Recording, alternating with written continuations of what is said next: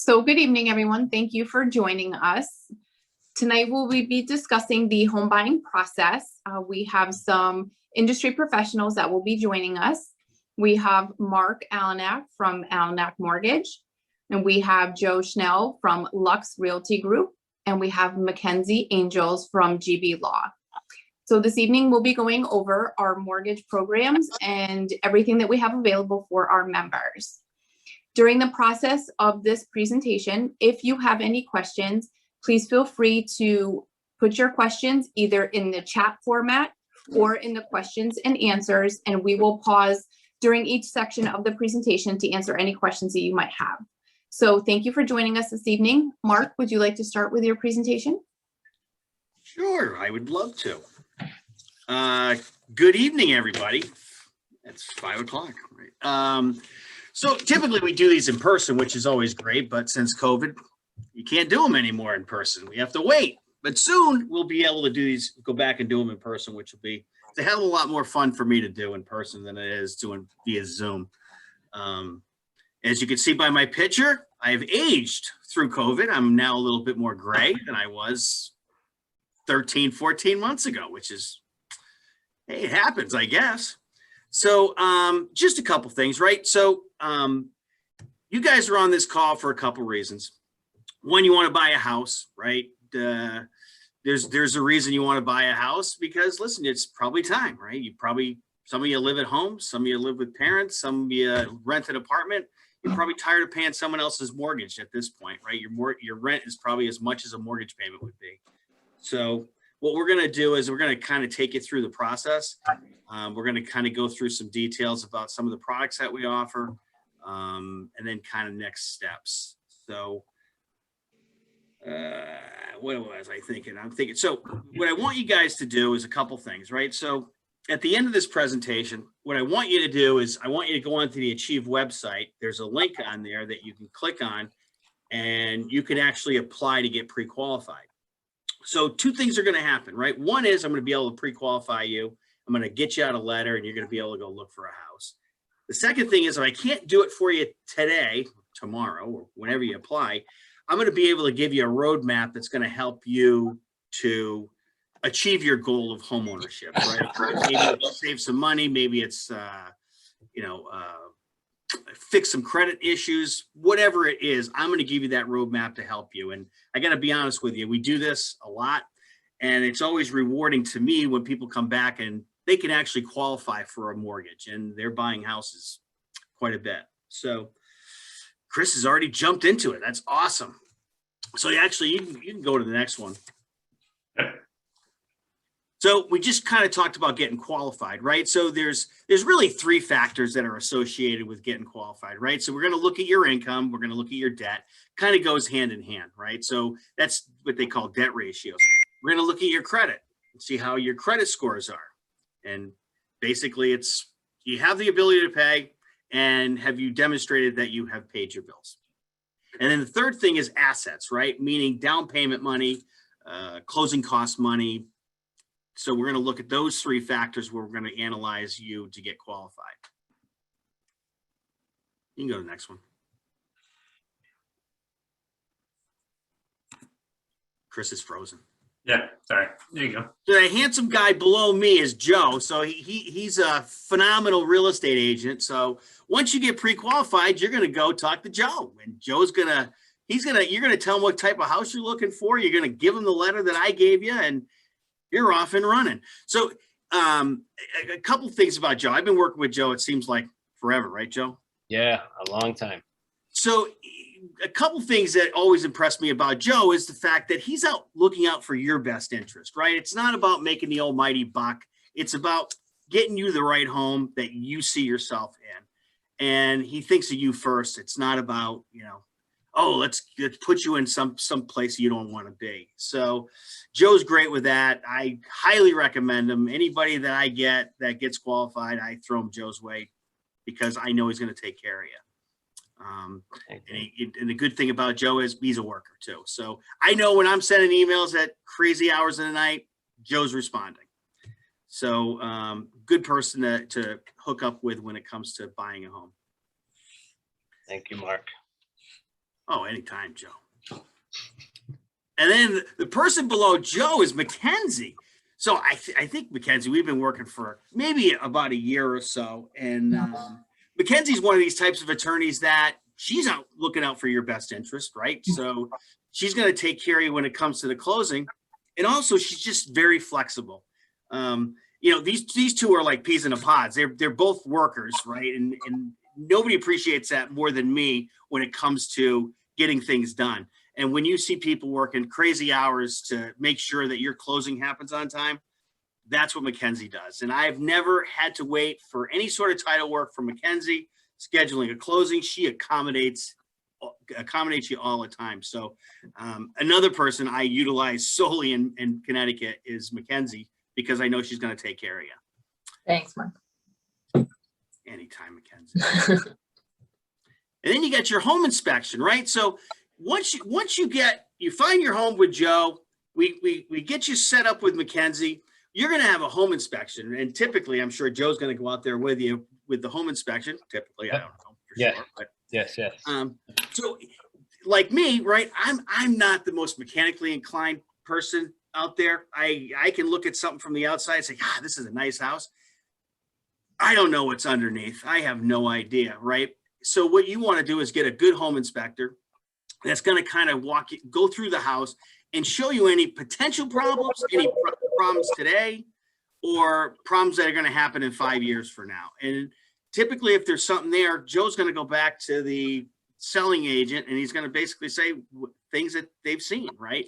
Who knows? You might be able to get something back from the sellers as far as a closing concession. They might fix something for you that might be there, but it's always good to have a professional do that. This is what they do every day, right? It's not what we do every day. So it's good to get a home inspector to do that for you. Good. Next. Oh, what a pretty picture. Hey, this is a typical house you're going to find. You're going to find a nice house like this that you're going to be able to get qualified for. And we're going to be able to find you a product. So I'm going to go through the conventional products with you, kind of outline a few things, and then I'm going to stop, Sheri, and we're going to see if there's any questions. All right. Thank you, Mark. So this is a first-time home buyer program. It's called Home Possible. It's a Freddie Mac. You don't need to really know if it's Freddie or Fannie. It's a conventional product where you can put as little as 3% down for a conventional loan. And, back in the day when people used to buy conventionally, they used to have 20% down. Well, the government agencies that provide the conventional financing said, why? These are people with real solid credit that are able to put at least 3% down to become a homeowner. Now, there's a caveat to this where there is an income restriction on it, right? So I think for like Hartford County, if combined income is going to be less than $82,000. Not to say you can't do a 3% down, because you can still do a 3% down on that. It's called a Home One program where you make over 82, 85,000, something like that, where you can still do it. It's just a little bit different where you get favorable rate, a little bit better, and then you get a little bit better on PMI, which I'm going to cover with you guys in a second. So you can do up to 4 family units, but the thing is, unfortunately, there used to be a 5% program for conventional financing up to 4 units, but now it's 15% down you got to put down. So still a good program, great, but at the end, in the long run, you might be better off doing an FHA loan, which I'll cover a little bit with 3.5% down. So you can get a gift, right? So if you're living at home and your parents want you out, hey, mom, dad, you can gift me some money. How about that? And I can put a down payment, and you know what? You can go buy your own house. So keep being awful to your parents so they'll want you to go, and they'll give you the money for the down payment. Hope that helps. So one of the things that in conventional financing is if you don't put 20% down, you're going to have to pay, it's called private mortgage insurance, right? The lender will charge you that insurance, and it basically insures them against loss because they're taking a higher risk because you're not putting 20% down.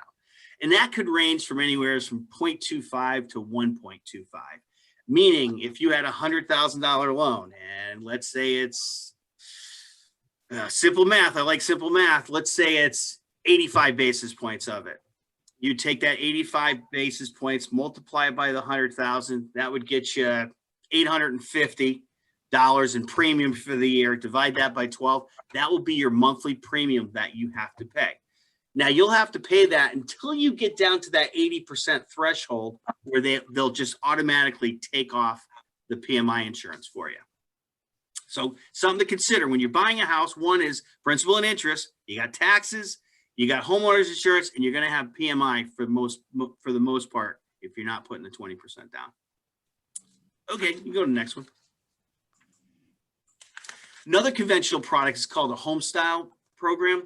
And this is tailored to, it's kind of, a lot of you probably have seen like 203K programs, right? It's a rehab loan. This is the conventional version of the rehab loan. And they're very similar. The only difference is with home style is it's 95% financing, and you can do, up to 2 units, owner occupied. Your credit scores can be as low as 620, and then your debt ratios can be about 50. So if you make $1,000 a month, your debt can't exceed, including your mortgage, $500. I know it's a low number, but I like those low numbers because I can figure out in my head pretty quick. It's always impressive when I come up with a quick number, right, Joe?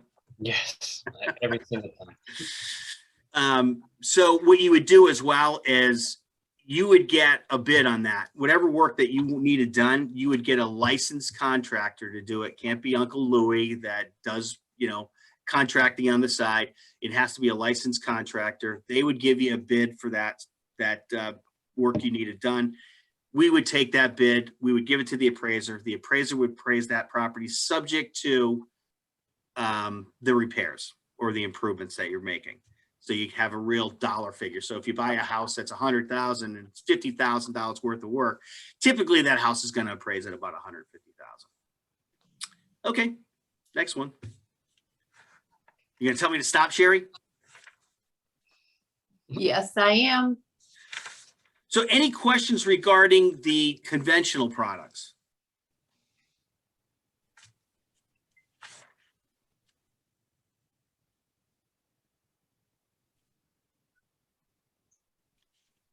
Is that a yes or a no? Nothing? I don't think so. Not yet. I'm gonna move on. All right. Okay, so there is a question mark that just came in. Yep. Looking for a clarification. And it says, if you don't have 20% down, would you have to pay the PMI? Well, typically, yes, but there's also a product where you could do financing. It's called lender's paid mortgage insurance, but the rate is typically a little bit higher. So you can get away with not doing it. I would recommend that you pay it. I would recommend that you pay it because of the fact that it's generally a pretty low premium. And that's only going to last probably, if you put 5%, 11 years, where if you go the LPMI, that rate is for the term of the loan. So to me, you're better off paying the PMI, my personal opinion. So hope that answers your question.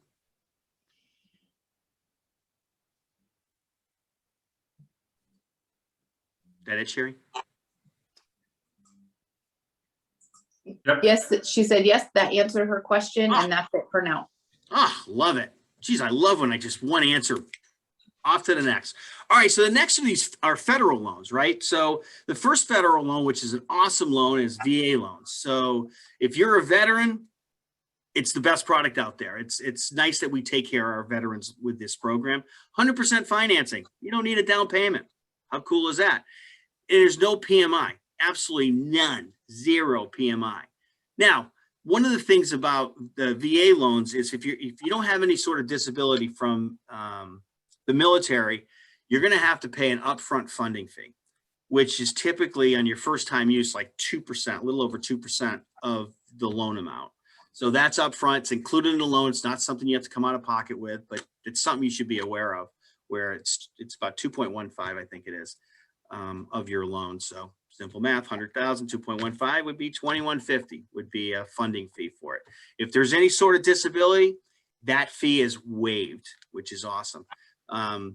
Typically, believe it or not, credit scores are actually lower than 600. A lot of the lenders with COVID stopped it at 600, but typically you can go down to 580 at 100% financing. Anything under 580, you'd have to put 10% down, but could be done. Not that I want to do them, but it could be done. Next.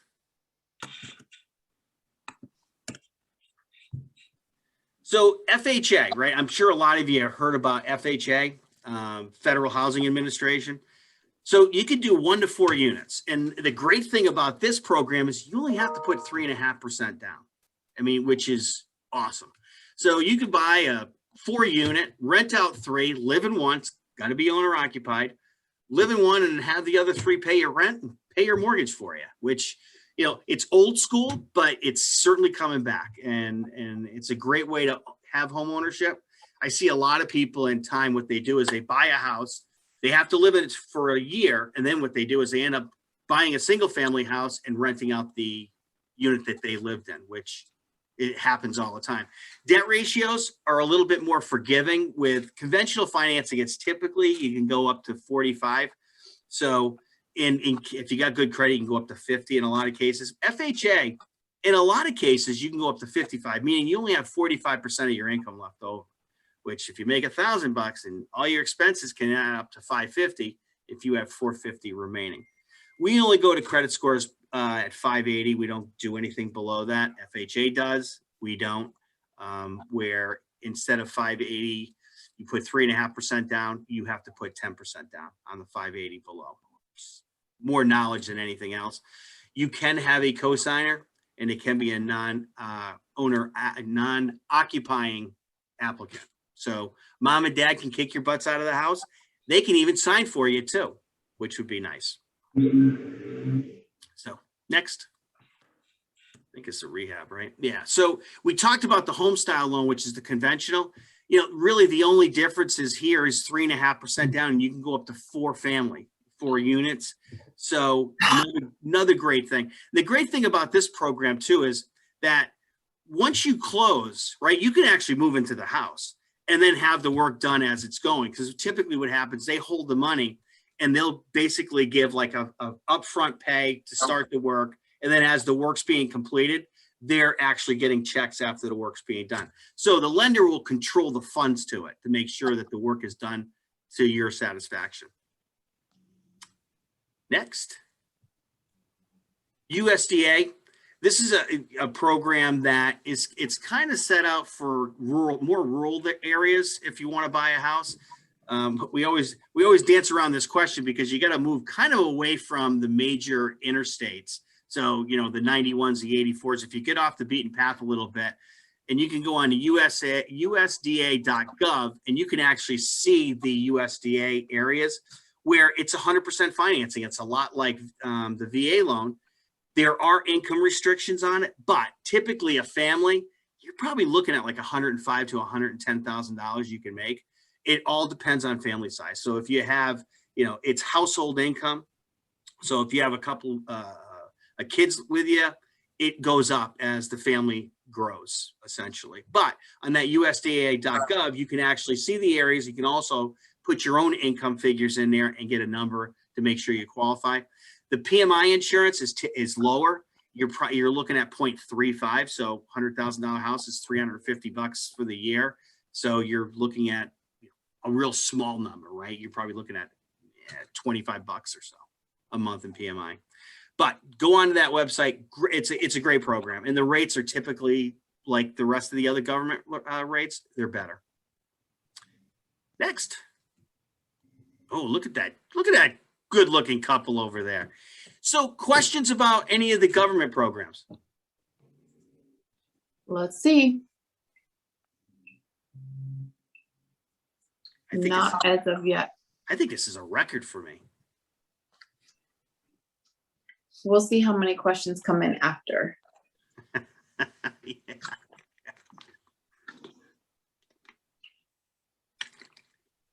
Am I good? Nope, there's a question for chat. No, just chat. Oh, everything's good. Okay, perfect. So thank you, Mark. What we're going to do now, I know that you heard Mark speak a lot about Joe and Mackenzie, so we are going to move on to Joe, who is our real estate expert. He has been with me for almost 3 years now. And he has helped both myself and quite a few of our members. So I'm looking forward to hearing all the wonderful things that Joe has to say. Thanks, Joe. All right, thank you. So to piggyback off of Mark and Sheri, I am the realtor. And my main job in this process is to meet with you and to go over all your home buying needs, all the wants that you want in a property. For example, if you're looking for a single family home or maybe a condo, we can help you with, like Mark said earlier, multifamily homes, anything that you're looking for that's real estate related. We could even help you with rentals if now is not the right time for you to buy and maybe you need to rent a little bit longer and save up some money for a down payment or possibly closing costs. So we can help you in any department that you could possibly be in. So what we typically do is we would meet. You could come to our office, possibly meet at a branch in the near future. Sheri, are we meeting at branches in the upcoming future? We can definitely set an appointment to meet at a branch if that's the most convenient thing for you and for the members. That's not a problem. Perfect. So we can meet at a branch if it's local for you. And we sit down, maybe a coffee shop. We sit down and we just discuss everything that you're looking for. The style of the home, the number of bedrooms, the number of bathrooms. Maybe you want a large yard, a fenced in yard. Maybe you don't want a yard because you don't want to mow your yard. So my job is to really go over in detail what you're looking for. And then we set you up on a search to the multiple listing service, which you may have heard before. A lot of people know it as the MLS. And this is the main hub where all the listings that you may see online on sites like Zillow and Realtor.com and Trulia, they all pull from the MLS. So we actually set you up on a search with the criteria that we go over in that buyer consultation. And this way, when the listings do hit the market, you get an alert immediately. Inventory is a little bit low right now, so houses are selling quickly. And if you have been, browsing the internet, you'll see one day it's on and the next day it's gone. So this tool that we have access to is very important for you guys. It really gives you a leg up on the competition. So we will set you up with that. There's no charge when you work with a realtor. The sellers are the ones that pay our commission. So there's zero fee to use us. Our job really is to just meet with you, figure out your needs, and then walk you through this process. And we'll go over that next. So when we find the right property and we're ready to make an offer, we're going to put together terms. We're going to put together what your offer price is, what style of loan that you're going to choose to use. Like Mark was saying earlier, it may be a FHA loan. It may possibly be a conventional loan. Mark went over closing costs a little bit. We'll go over them a little bit more detailed. If you need help with your closing costs, Mark is great. He really does work 24 hours a day. So if you need to know what your closing costs will be on a certain property, you can shoot Mark an email and he'll get back to you very, very quickly. I've seen him respond 9, 10 o'clock at night, Friday, Saturday night. He's an incredible worker and he will make sure to get all your questions answered right away. So we'll put together that package, whatever our offer is. We'll submit it to the listing agent. And then from there, we'll do some further negotiating until we are able to come to terms, come to an agreement. Sheri, should I stop? Does anybody have any questions? I see an icon with number 2 on it. I don't want to get ahead of myself if somebody has questions. Let me check. I do not see anything pending right now. Okay, great. So when we put together the offer and it comes to an agreement, from there, we'll do our home inspections. Like Mark said as well, we'll all go to the home inspection together, myself, the buyers, the home inspector. They'll typically take 1 to 2 hours, and they'll go through the house top to bottom. They'll check all the mechanicals, they'll check the electrical, the plumbing, the roofing, the siding, inside and out. They'll tear the house apart. They'll give you every single thing under the sun that's wrong with the house. It's usually a very long report.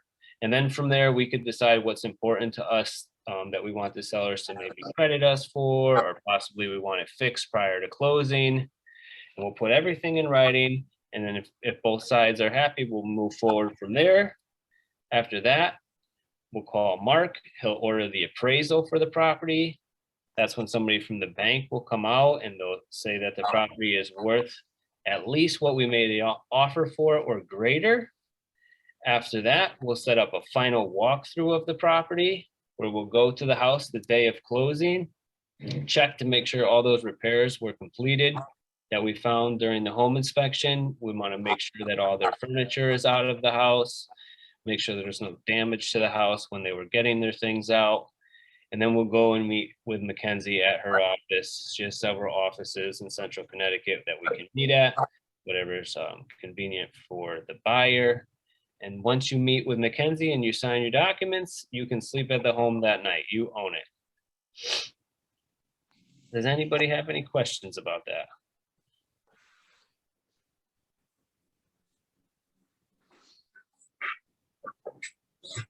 No questions?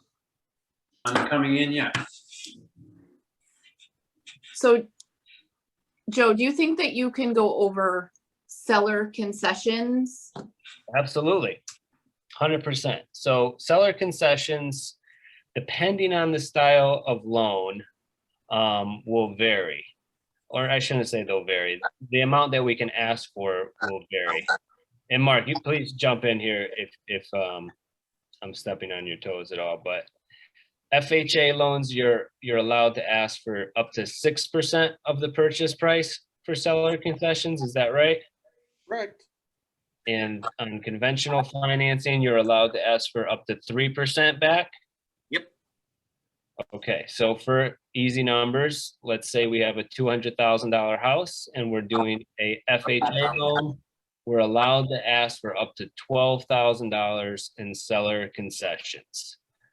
What seller concessions are: prepaid property taxes, closing costs, including attorney fees, any fees that are associated with getting the loan from the bank, and homeowners insurance for 1 year. Is there anything I missed in there, Mark? Excellent job, Joe. Good job. Okay, so the closing costs are on top of your down payment. So on an FHA loan, like Mark was going over, and we'll stick to the $200,000 example. $200,000 home at 3.5%, you have a $7,000 total down payment.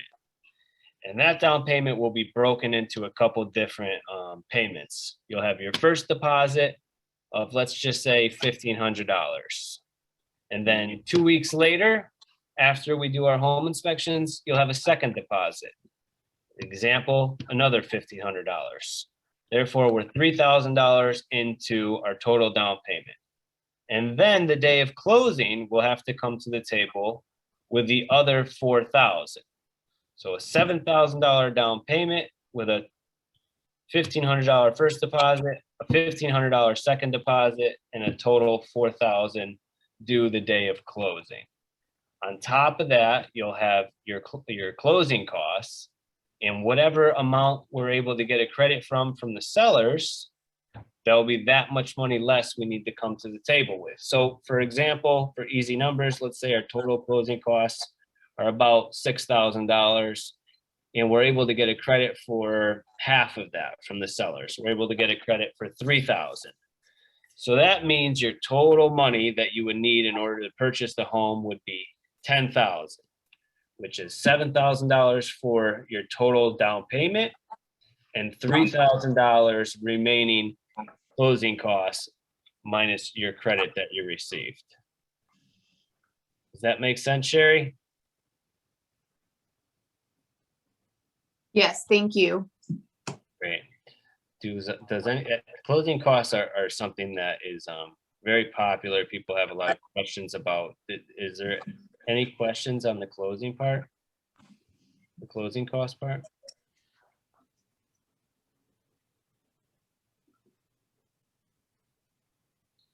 And just so everyone is aware, we are hoping to continue our home buying seminar process as a continual process that we will continue to bring different seminars. And Joe and I will be hosting a seminar in the future in regard to making the offer, current market conditions, how to overcome the lesser inventory that's going on right now. So Joe and I are in process of planning another seminar we hope to bring to you very shortly, strictly on shopping for your home, the home buying process, how to make offers and things of that nature. So if you do think of additional questions, either throughout the remainder of this webinar or in the future, please feel free to either contact Joe directly or reach out to me. And we will make sure that we get answers for you, but we will be covering these topics in greater detail in the very near future, hopefully. Yes. Oh, we do have a question, Joe. Great. Oh, so we just have a comment that we do have someone that would be interested in that additional seminar because there are concerns about the lack of inventory and how difficult it is with homes having multiple offers the same day that they're listed. So there are some concerns in regards to the current market conditions. Yeah, absolutely. We'll be doing that very soon, and that's a very common concern right now. And we have a lot of tactics to get around multiple offer situations and ways to make our offer stronger with not necessarily costing us more money. Great, thank you, Joe. Is there anything else you'd like to go over? That's a rough outline. A lot of it is, just getting in front of each other and going over what your needs are. Every buyer has special needs, or not special needs, but different needs. So our goal is to work around your schedule and find what works for you and get you into those houses right away when they are listed. I know that can be very challenging for buyers. So we really strive to make the buyer happy and to work around, what's best for them. So, if there's any further conversations that we can have, please call me or text me or email us and we'll get to work right away. Thank you, Joe. Thank Is you. there any questions for Joe before we move on? Chris, any questions? Don't see anything. Okay, Hey, perfect. Sheri. Yes. There's a lot of like what Joe's saying is, because we get pre-calls all the time, right? If you have a good agent, they'll get you a house, and you see that. And I'll see on occasion where people just struggle getting their offers approved. I'm not blowing smoke either. Good agents will get offers approved. It's just a fact, right? And you're looking at Joe. He's the right guy. Every time we give him somebody, he finds them a house, and they're getting accepted offers. So there's a lot to be said about having a good agent, and he's your man. Yeah, definitely want a full-time agent in this market. Most people have a friend or a friend of a friend or a family member that has a real estate license, and it's very challenging right now to do real estate part-time. It's a house comes on the market, and normally, you may set up a showing the following day or later on during the week or in the evening time. Some of these houses, you need to get in there day of, maybe even a couple hours after. We've had a lot of customers, even this year, that a house comes on the market, they get in there immediately, and some sellers, they honor the fact that that person was in there first and made an offer first, and a competitive offer with a pre-approval letter from a reputable lender like Achieve Financial. So it's not just, hey, my offer is 200,000 and your house is listed for 200,000. It's the total package. It's a pre-approval letter. It's more than just what it may have been 6 to 12 months ago. So hopefully that makes sense, but I know this is a lot to take in, and that's why I say, feel free to reach out to us or call us or text us, and we can sit down and have that buyer consultation. Or like Sheri said earlier, we'll be continuing to do more seminars, a little bit more detailed around this specific market. Thank you, Joe. And just to reiterate everything that Mark and Joe just said, one of the important things for us at Achieve is that we have a strong team of professionals to help you. So Joe, Mark, myself, and Mackenzie, we all work together and we're all in constant contact with each other during this process. So it's a smooth transition. It's not, where you can't reach someone or you don't understand where you are in the process. You will always be informed, and we all work together during the entire process. So everything is kept, it's done very well, it's done quickly, and we get you taken care of, and it's a smooth process for you as the buyer. So I did see a couple questions come in. Mark, I think this one is directed to you. It says, what if I already have a pre-approval with another broker? Is it a smart idea to apply for another pre-approval to see if I can get a higher amount? I mean, if you're looking for a higher amount, then I would say, I guess it's depends on who you're dealing with now. If you're comfortable with that particular broker and you feel good about it, I mean, there's no reason you have to, but it's not a bad idea to shop for your best rate either, right? At the end of the day, you want to get the best rate for you. So, that's one of the things we pride ourselves on. We have like the best rates in the business. So would it be a bad idea? No, it's not a bad idea. It's always a good idea to kind of look around a little bit to see what else is out there. But if you're comfortable with who you're dealing with and you feel good about the rate, you don't have to. It's up to you. And if you want a higher amount, you could probably ask them if you could go higher, and to see how high you could go. Eventually, typically, what I'll do is I'll ask you what you're looking for, what kind of payment you're looking for as well, because you don't want to become house poor. And house poor meaning you don't want to have such a big house payment.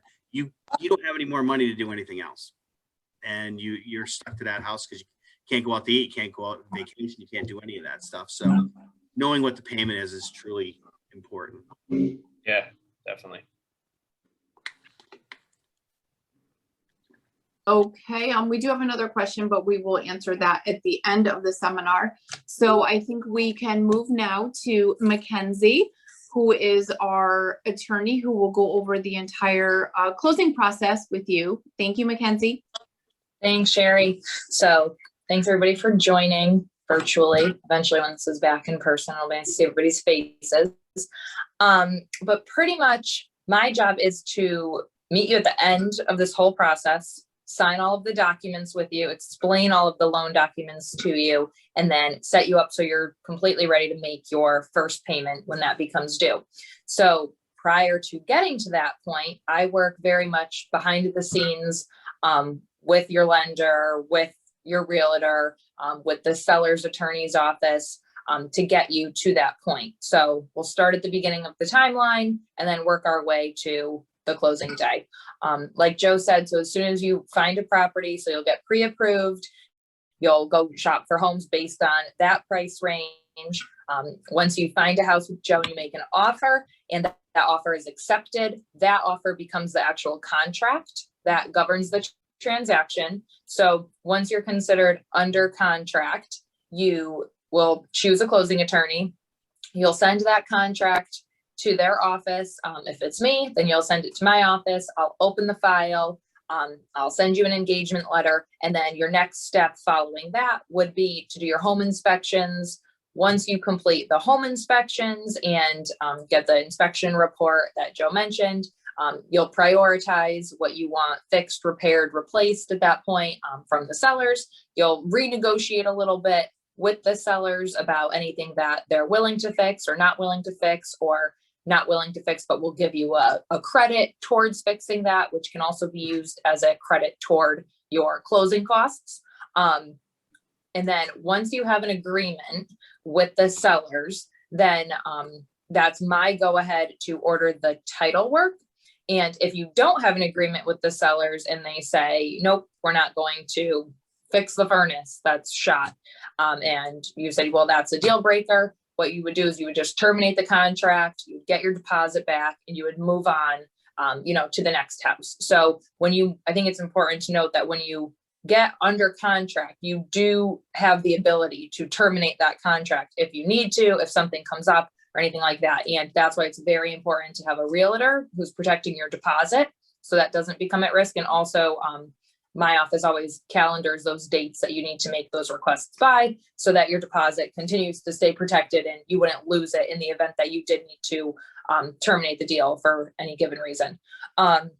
But we obviously hope that you come to an agreement and we move forward with that title work. So the title search is essentially a search on the land records that will indicate any liens or mortgages or taxes that are due, anything that's due that encumbers the property and doesn't allow for you to obtain what's called marketable title. So it's kind of like title to a car. That's what I equate it to. So you have a car loan. Once you pay off the car loan and you get the title to the car and you own the car outright, when you buy a house, you get title to the house on the day of closing, but it's subject to the payment of your mortgage. So pretty much what happens is we make sure that the current mortgages that the sellers have on the property, any liens that they may have on the property, any taxes that may be due, any final water bills that are due, all of those are paid in full, either prior to or at the closing. And then that allows for that when you close, the only liens on it would be your new mortgage going forward and your property taxes and bills going forward associated with that. So that is my main job, just making sure you get a deed to the property that is completely clean and only thing on it would be your mortgage payments going forward. So that's what the title search will show. Once the title search shows, a typical one would be there's one mortgage on the property and taxes are due. So we send that report to the seller's attorney's office and it's their job to make sure that everything is paid in full. And it's our job to make sure that we know that they're, taking all of that into consideration and actually getting those payoffs sent out. So once we send the title search to the lender and to the seller's attorney's office, the lender will issue you what's called loan commitment, which means so you get the pre-approval in the beginning, and then you get what's called loan commitment, which means you've satisfied all of the conditions that the lender has been requesting. So they're going to request your tax returns, your income, your pay stubs, bank statements, things like that. So once all of those conditions and requests have been satisfied with the lender, they'll issue you loan commitment. And that means that now we're just waiting for underwriting to clear your loan, issue you the clear to close. Once you have the actual clear to close from the lender, then we can schedule the closing. We would schedule the closing with you and with the seller's attorney's office for a day and time that's convenient for you. So if you work all day or you work night shifts or you can't get out, we're very flexible. Like Mark said, meet at your house or, at a halfway point between the office and the residence or, early before, late after. Everybody has jobs. Everybody has responsibilities, children pick up, things like that. So I'll coordinate with your schedule to make sure it works for you. It'll take about 45 minutes to sign all of the documents. Once we sign all of the documents, the house is yours and you're good to go and sleep there for the night, like Joe said. That's sort of just a breakdown of the whole timeline. But a couple things to note are some dates. So when you get the contract, so when your offer is accepted and the contract is generated, essentially there's a couple dates on there. There's the inspection dates, the loan commitment date, and then the closing date. That closing date is always very tentative. It is not set in stone until, we're actually completely scheduled to close. There's so many moving parts in this process, especially now closing departments are flooded and offices are completely booked up. So scheduling, I know sometimes for first-time home buyers, it seems very last minute or sporadic, but it's actually just very fast-paced towards the end. So it's a slow-moving process until about the last week or so, and then it rapidly, gets scheduled and does things like that. So people get overwhelmed, and you want to plan for movers, you want to plan for family coming over immediately, but it's sort of time is of the essence at the end once we have that clear to close. So that's our go ahead to schedule everything with you and with the seller's office and with the lender, and making sure everything's in place and ready to go right when we can get it scheduled. And I try to do that as soon as possible to give everybody as much notice as possible. That's kind of what I do in a nutshell. Any questions? Threw a lot at you.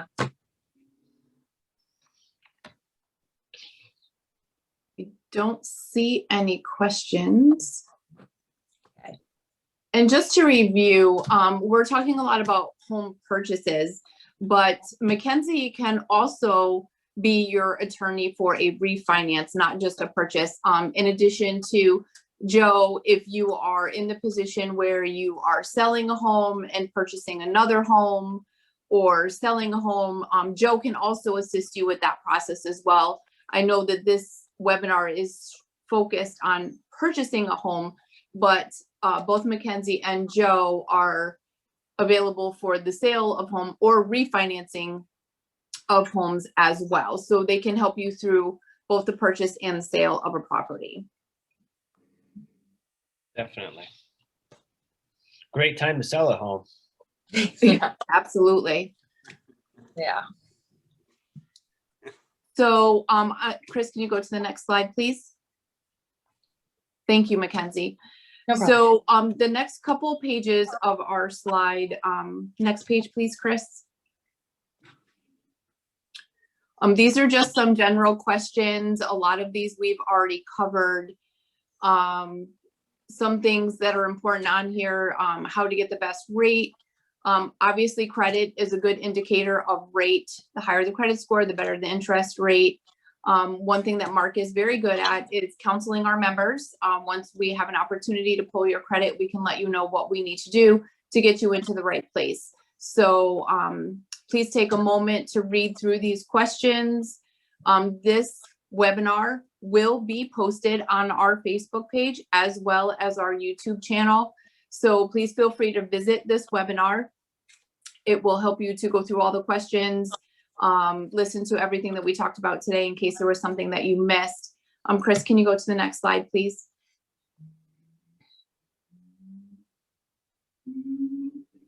Okay, so these are just some more questions. And this is a contact information. As you see, this is a snapshot of our webpage. From here, we would love for everyone to submit an application for pre-qualification this evening. If you go to loans and then real estate, that will bring you right to me, or you can give me a call directly. It would be my pleasure to help you. You know, as I've said, we have a wonderful group of professionals that are here to help you. This is a series of webinars that we hope to continue. Every month we'll be having seminars. We'll cover things like, you know, car loans and credit cards and things that we also have available for lending at the credit union. I know there was a question is how soon can we have that webinar with Joe? So I will work with Joe to try to get that scheduled as soon as possible. There seems to be a lot of interest for that. But please feel free and reach out to us. We'll be happy to help you with any and all of your home buying needs. If there are no other questions, I think that we will be all set. Mark, anyone else have anything to add? Good. No, all set. Mackenzie? I'm good. You can contact me if you have any questions or if I wasn't clear on anything. I know it's a very overwhelming process in the beginning, so got my email and phone number, and if I can clarify anything, I'd be happy to help. And two, just to clarify with Mackenzie, she is available from the very beginning. So if you have questions in regard to the offer when you're working with Joe, she is also available to answer any of those questions and to help you with that process as well. So throughout this entire process, you have our entire team to help you. We thank you for joining us this evening, and we look forward to helping you find your new house. Have a great evening, everyone. Thanks, everyone. Hi, everybody.